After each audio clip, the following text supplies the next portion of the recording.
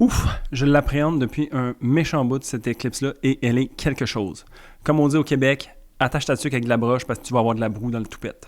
Ça veut dire attache ton bonnet avec des lanières pour qu'il reste bien fixé sur ta tête parce qu'il va venter fort. En une phrase, cette éclipse-là, c'est le vent vient de tourner. Avec la première éclipse qu'on a eue à la fin de mars, c'était quand même pas si pire. Je veux dire, c'est toujours intense les éclipses, mais ici, le vent vient de tourner puis on a vraiment un changement de ton, en fait. On a un changement de vapeur qui vient de se faire ressentir. Et d'une certaine manière, tout ce qu'on peut faire, c'est de s'y préparer sans nécessairement savoir exactement de quoi il va en retourner. Donc, cette éclipse se passe le 8 avril 2024. Ça va être encore une fois aux petites heures du matin au Québec et pendant l'heure du café en Europe. C'est Mars qui maîtrise cette deuxième éclipse et c'est un Mars qui, malheureusement, a perdu un peu de ses ressources. Ça file pas trop fort pour lui, surtout que à ce moment-ci, il est vraiment proche de sa rencontre avec Saturne, l'autre maléfique du ciel. Bien que Mars soit le chef d'orchestre de cette lunaison, Jupiter reste encore le premier violon et reste une aide incommensurable pour ce qui s'en vient. La dernière fois, je disais qu'on était dans la chevauchée des Valkyries. Cette éclipse-ci, je dirais plutôt qu'on est dans le vol du bourdon. Donc, allez écouter ça pour voir un petit peu l'ambiance, qu'est-ce que ça peut ressembler. Je rappelle qu'une éclipse solaire, c'est une nouvelle lune sur les stéroïdes, donc elle est vraiment intensifiée.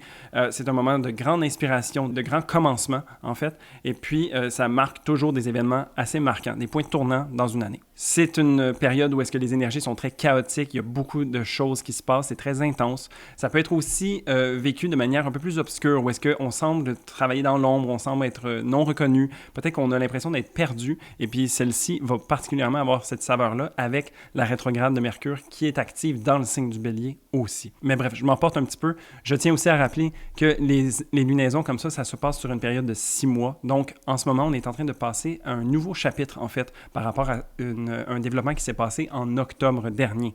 Donc, si, mettons, j'utilise l'exemple mondial, comme j'ai fait dans la vidéo précédente du conflit en Palestine, on peut s'attendre à ce qu'il y ait un nouveau chapitre qui commence, une nouvelle étape. On va espérer au mieux, mais c'est pas l'astrologie la plus géniale en ce moment. Pour savoir au niveau personnel où est-ce que ça va se passer, regardez où se trouve la maison du Bélier. Ça va vous donner un bel indice d'où est-ce qu'il y a ce nouveau commencement-là qui se fait ressentir. Donc, comme je disais, c'est pas la meilleure astrologie en ce moment.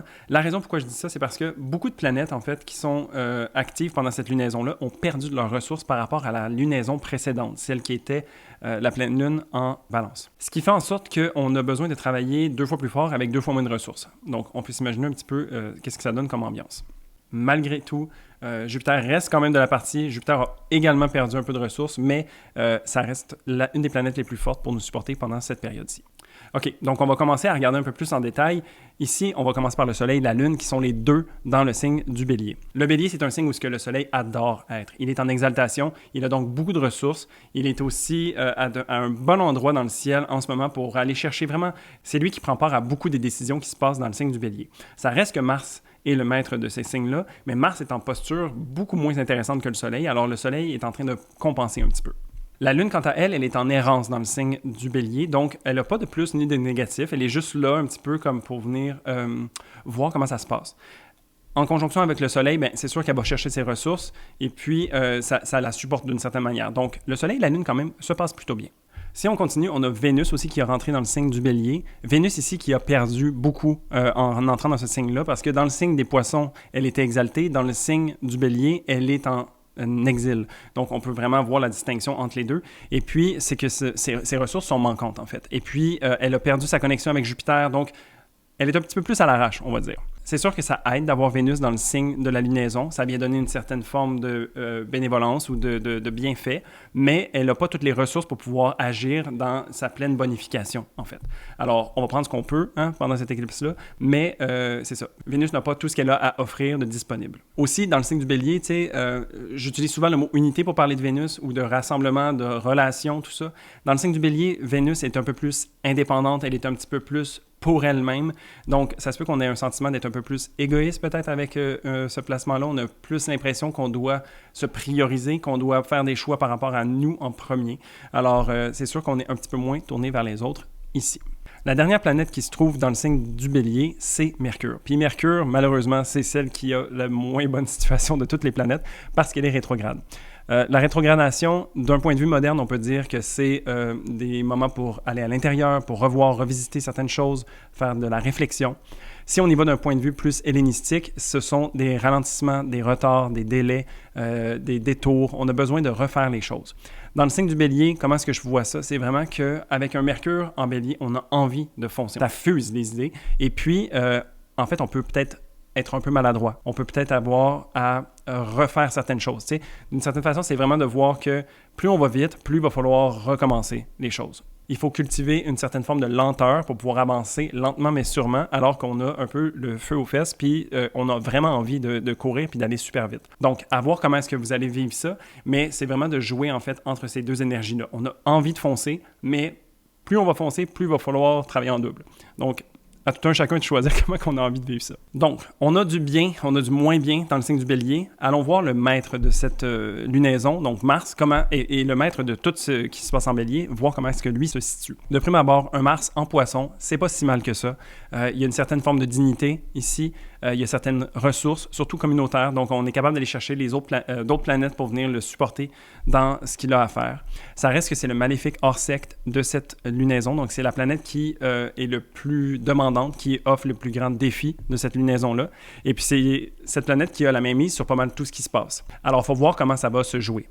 Ce qui est bénéfique de ça, c'est que Jupiter, qui est le maître des poissons, est en relation avec Mars, donc vient tempérer ce Mars-là. Parce que Jupiter, pour cette lunaison-ci, est le bénéfique en secte et donc vient vraiment adoucir Mars d'une certaine façon. Alors, bien qu'il y ait beaucoup de choses qui se passent dans le bélier, que Mars a les épaules très très larges, on a quand même Jupiter qui est là pour venir nous supporter là-dedans. Là où le bas blesse, c'est que Mars est à 1 degré près de sa conjonction avec Saturne. J'en ai parlé un petit peu dans l'autre vidéo précédente. Mars qui rencontre Saturne, c'est l'impression de devoir appuyer sur les freins, mais comme c'est pas possible, en plein sur l'autoroute, ou est-ce quand on roule à 120 à l'heure. Okay? Donc, il y a vraiment cette impression d'arrêt net. On peut être surpris, on peut être frustré. C'est comme si on fonçait dans un mur, puis on a besoin de réagir. Souvent, quand on a cette conjonction-là qui arrive, il y a des événements mondiaux où il y a des grandes frustrations qui peuvent se faire ressentir parce que c'est deux forces opposées qui rentrent en collision ensemble. Ça peut nous rendre un petit peu parano, ça peut faire en sorte qu'on devient hyper vigilant sur qu'est-ce qui se passe autour de nous. On a l'impression que tout peut mal aller et puis qu'il faut absolument tout contrôler pour être capable d'éviter tous les problèmes possibles. Je parle de manière très large parce qu'on est dans le signe des poissons et puis on a l'impression que tout est à notre portée et puis qu'on doit gérer absolument tout. Ce qui peut sembler un peu fou, mais c'est la vibe dans laquelle on se trouve. Mars, comme je le disais, a un peu les épaules larges et malheureusement fait un peu l'office de bouc émissaire. Parce que c'est lui qui est responsable de beaucoup de choses dans cette lunaison-là et il n'a pas toutes les ressources pour être capable de faire ce qu'il voudrait faire. Non seulement il n'a pas toutes ses ressources, mais il s'aligne vers une conjonction assez challengeante avec Saturne qui va venir l'arrêter net dans sa foulée. C'est vraiment un moment pas super évident ou amusant à passer, mais sachez que dès la fin d'avril, on va regagner en dignité pour Mars. Il va entrer dans le signe du Bélier et là, va pouvoir se sentir beaucoup plus à l'aise. On va être en séparation avec Saturne, on sera plus connecté avec Neptune. Il y aura vraiment plein de belles choses qui vont se passer à ce moment-là. Sauf qu'on a besoin de passer à travers ce moulinet-là. D'une certaine façon, on dit toujours que c'est plus sombre juste avant l'aube. Alors, on est un petit peu dans cette période-là ici. Sinon, pour continuer dans ce qui est un peu challengeant, avec Saturne, qu'est-ce qui se passe? Bon, il y a déjà la conjonction qui s'en vient. Mais au-delà de ça, Saturne est dans le signe des poissons depuis un moment déjà, depuis 2023. Et puis, il est en coprésence avec Neptune. Neptune, qui est une planète d'illusion, de rêverie, d'imaginaire, qui vient brouiller les cartes, qui vient nous offrir un peu de confusion des fois, qui nous mélange. Et puis, Saturne, qui est dans les structures, dans les règles, dans la sévérité, vient être très dilué, en fait, dans le signe des poissons. D'autant plus qu'il y a cette coprésence-là avec Neptune. Alors, c'est vraiment ici une sorte de mélange. On est un peu omnubilé, on est un petit peu peut-être endormi, on a peut-être l'impression de ne pas trop savoir où est-ce qu'on s'en va, de perdre ses repères, et puis c'est difficile de savoir où est-ce qu'on a envie d'aller. Ou une autre façon que je le vois beaucoup se manifester, c'est de savoir qu'est-ce qui est vrai, qu'est-ce qui est juste, en fait. On peut se poser beaucoup de questions à savoir comment est-ce qu'on a envie de se positionner, mais c'est comme s'il nous manquait beaucoup d'informations ou beaucoup de repères. Donc, on ne sait pas trop sur quel pied danser, et puis Saturne est dans une posture un peu inconfortable à cause de ça. C'est sûr que ici, on peut le voir dans son penchant plus positif, comme on vient briser certaines barrières peut-être qu'on avait par rapport à soi, on arrive à reconnecter de manière plus humaine avec les autres, mais c'est comme s'il y avait ce sentiment d'être perdu qui est toujours un petit peu présent. Et puis, là, avec la rencontre de Mars aussi qui vient trancher à travers tout ça, c'est comme si non seulement on était déjà un petit peu en confusion, là, c'est comme s'il faut gérer une autre situation complètement qui ne vient pas du tout aider à l'amalgame qui est en train de se passer dans le Poisson. Mais bon, je ne veux pas qu'on parte tous en peur parce que ça reste quelque chose qui va passer. On en a vu d'autres, des conjonctions de Mars-Saturne. C'est pas la première, ça ne sera pas la dernière. Une chose qui est bien à travers tout ça, c'est un peu comme j'ai fait allusion tantôt, Jupiter, qui est en Taureau, vient supporter les planètes qui sont dans le signe des Poissons, son domicile, et donc vient amener une certaine forme de légèreté. Donc, légèreté, je ne sais pas si c'est le mot. Il vient nous aider à voir le positif de la chose. Il vient nous aider à tirer des leçons de ce qui va se passer. Donc, imaginons qu'il y a une situation un peu malheureuse qui peut se présenter dans cette sphère-là de notre vie. Bien, Jupiter vient nous aider à tirer des leçons, à voir en fait comment est-ce qu'on peut grandir de cette expérience-là.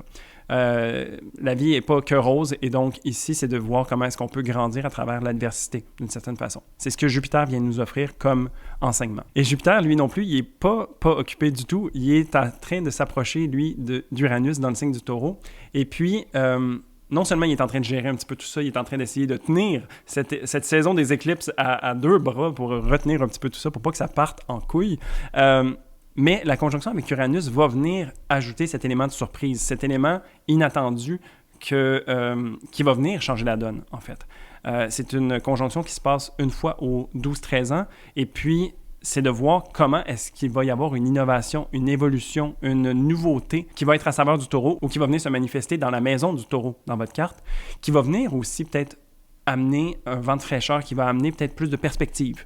Donc ça, c'est vraiment ce à quoi on peut s'accrocher à travers un petit peu les péripéties qui peuvent nous arriver au cours de cette éclipse-là.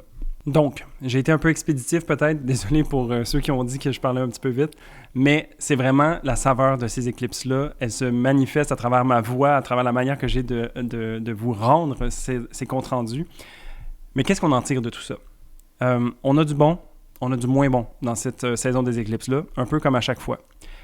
Les choses qui sont à retenir, qui sont tout aussi valables pour ce qu'on avait vécu dans celle précédente, c'est d'être ancré. Donc, malgré qu'on a le sentiment d'être perdu, de rester ancré, de trouver son propre rythme à travers tout ça, va nous aider grandement à vivre ça aisément.